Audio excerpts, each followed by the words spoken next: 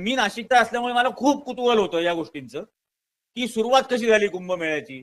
एका त्या फ्रेंच प्रवासी जो भारतात आला होता, काय 13 वर्ष राहिला, त्याचं वाचलं. मग ते वाचल्यानंतर माझ्या लक्षात आलं की यात कुठेही कुंभमेळ्याचा उल्लेख नाही. त्यांनी दिवाळीचा उल्लेख केलाय, फेस्टिवल ऑफ लाईट्स म्हणून. चायनीज प्रवाशाचं पुस्तक वाचलं, तो 17 वर्ष इथं होता, त्याच्याही पुस्तकात कुंभमेळ्याचा उल्लेख नाही. मग ते शोधायला सुरुवात केली आणि मग ते शोधायला लागलो. त्यावेळेला अकबराची 14 फरमानं मिळाली. अकबराने पहिलं फरमान काढून महंत्यांना बोलावलं आणि त्यांना म्हणाला की मुस्लिम समाज ज्या पद्धतीने हजच्या वेळेला एकत्र येतो, त्या पद्धतीने हिंदूंना एकत्र आणण्यासाठी काहीतरी करा. मग ते गेले.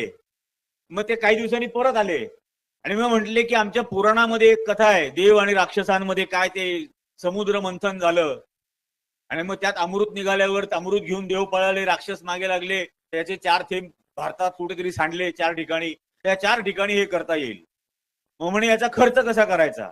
मग त्यांनी या 4ही ठिकाणी 2-2, 2.5 हजार एकर जमिनी यांना दान केल्या. अकबराची दानपत्र आजही आहेत, त्र्यंबकेश्वर, नाशिक आणि इतर ठिकाणची, हरिद्वार, उज्जैन आणि अलाहाबादची. अकबराने दान केल्या की या जमिनींवरती 12 वर्षात जो महसूल जमा होईल त्या महसुलातून तिथला कुंभमेळा घ्या. आणि मग ते रेव्हेन्यू मॉडेल त्याचं तयार झालं. मग पहिला कुंभमेळा अलाहाबादला ठरवला, ज्याच्या उद्घाटनासाठी स्वतः अकबर गेला.